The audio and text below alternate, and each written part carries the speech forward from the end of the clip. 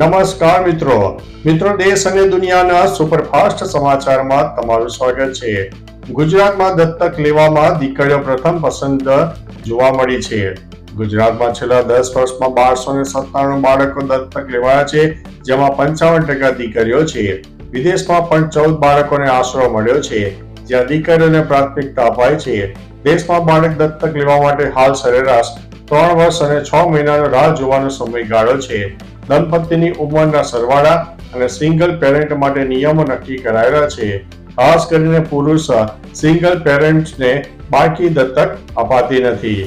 અન્ય મહત્વના સમાચારની વાત કરીએ તો કરમસદથી કેવડિયા રાષ્ટ્રીય એકતા યાત્રાનો પ્રારંભ।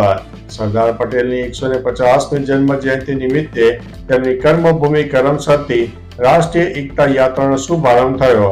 વડાપ્રધાન નરેન્દ્રભાઈ મોદીએ આ ઐતિહાસિક યાત્રાને વર્ચ્યુઅલી પ્રસ્થાન કરાવ્યો। ગુજરાતના મુખ્યમંત્રી ભૂપેન્દ્રભાઈ પટેલ અને ત્રિપુરાના મુખ્યમંત્રી માણેક શાહ પર હાજર રહ્યા હતા। આ યાત્રા 152 કિલોમીટરનું અંતર કાપીને સ્ટેચ્યુ ઓફ યુનિટી કેવડિયા ખાતે સંપન્ન થશે। યાત્રાનો પ્રથમ રાત્રિ પડાવ નાવલી ગામમાં થવાનો છે। અન્ય મહત્વના સમાચારની વાત કરીએ તો ઇન્ડિયા વર્સિસ સાઉથ આફ્રિકા। દક્ષિણ આફ્રિકાએ 25 વર્ષ પછી ભારતને ક્લીન સ્વીપ કર્યું છે। ગુવાહાટી ટેસ્ટમાં ભારતને દક્ષિણ આફ્રિકાના હાથે કારમી હારનો સામનો કરવો પડ્યો છે। આ જીત સાથે દક્ષિણ આફ્રિકાએ 25 વર્ષ પછી ઘર આંગણે ભારતની 2 ટેસ્ટ મેચની શ્રેણીમાં 2-0 થી ક્લીન સ્વીપ પૂર્ણ કર્યું છે। આ પહેલા દક્ષિણ આફ્રિકાએ 2000માં 2 ટેસ્ટ મેચની શ્રેણીમાં ભારતને 2-0 થી હરાવ્યું હતું। પ્રથમ ટેસ્ટમાં સાઉથ આફ્રિકાએ ભારતને 30 રનથી હરાવ્યું હતું, જ્યારે બીજી ટેસ્ટમાં તેઓ ભારતીય ટીમને 408 રનથી હરાવ્યું હતું। અન્ય મહત્વના સમાચારની વાત કરીએ તો દવાના નામે ઠગાઈ। અમદાવાદનું અમેરિકન કોલ સેન્ટર ઝડપાયું છે। અમદાવાદના આશ્રમ રોડ પર આવેલા સાકાર 9 બિલ્ડિંગમાંથી દવા મોકલવાના બહાને અમેરિકાના નાગરિકોને છેતરતા એક કોલ સેન્ટરનો પર્દાફાશ થયો છે। નવરંગપુરા પોલીસે દરોડો પાડીને કોલ સેન્ટર ચલાવતા મુખ્ય સૂત્રધાર અભિષેક પાઠક સહિત 24 યુવક અને યુવતીઓને ઝડપી પાડ્યા છે। આ ટોળકી યુએસથી બોલતા હોવાનો ડોળ કરીને $600 મેડિસિન પેકેટના નામે ઓનલાઈન ડોલર પડાવતી હતી। અન્ય મહત્વના સમાચારની વાત કરીએ તો ભાવનગરમાં ડિમોલિશન, ગાંધીનગરમાં પણ દબાણ દૂર કરવામાં આવ્યા છે। ભાવનગર મ્યુનિસિપલ કોર્પોરેશને નવા પરા વિસ્તારમાંથી કબ્રસ્તાનની 3500 ચોરસ મીટર જેટલી જગ્યા પર થયેલા દબાણો પર બુલડોઝર ફેરવી દીધું છે।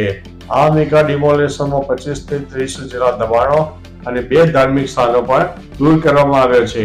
આ ઉપરાંત ગાંધીનગરમાં પણ અડાલજ અને જુડ્ડાલ રોડ ઉપર આવેલું માલાપીર દરગાહનું વર્ષો જૂનું દબાણ પણ દૂર કરવામાં આવ્યું હતું। અન્ય મહત્વના સમાચારની વાત કરીએ તો હનુમાન ચાલીસાએ નવો રેકોર્ડ બનાવ્યો છે। ટી સિરીઝ દ્વારા રિલીઝ કરાયેલા શ્રી હનુમાન ચાલીસા દેશનો પહેલો અને એકમાત્ર વિડીયો બન્યો છે, જ્યારે યુટ્યુબ ઉપર 5 બિલિયન એટલે કે અબજ વ્યૂનો આંકડો પાર કરી દીધો છે।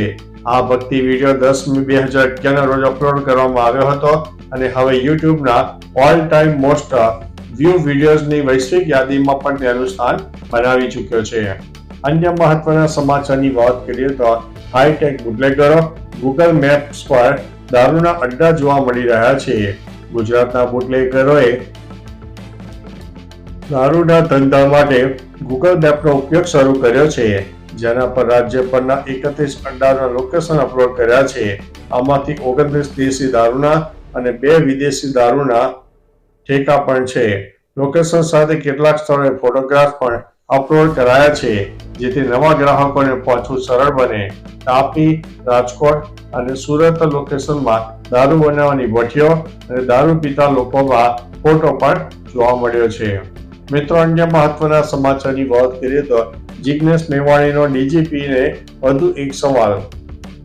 પોલીસ અધિકારીઓના પટ્ટા ઉતારવાના નિવેદન બાદ સર્જાયેલા વિવાદ વચ્ચે જિગ્નેશ મેવાણીએ સંવિધાન દિવસ નિમિત્તે ડીજીપી સાહેબને ટ્વીટ દ્વારા એક સવાલ કર્યો છે કે મેવાણીએ કહ્યું છે કે તમે સંવિધાનને વરેલા રહેશો અને મુખ્યમંત્રી અને ગૃહમંત્રીના વિસ્તારમાં ચાલતા દારૂ અને જુગારના અડ્ડાઓ પર સ્ટેટ મોનિટરિંગ સેલની રેડ ક્યારે પડશે?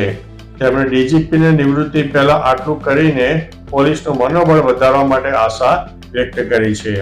અન્ય મહત્વના સમાચારની વાત કરીએ તો સ્મૃતિ મંધાનાના પિતા હોસ્પિટલમાંથી ડિસ્ચાર્જ. ક્રિકેટર સ્મૃતિ મંધાનાના પિતા શ્રીનિવાસ મંધાનાએ 25 નવેમ્બર 2025ના રોજ સાંગલીની સર્વહિત હોસ્પિટલમાંથી ડિસ્ચાર્જ કરવામાં આવ્યા છે. 23 નવેમ્બરે તેમની તબિયત અચાનક બગડતા લગ્ન ટાળવા પડ્યા હતા.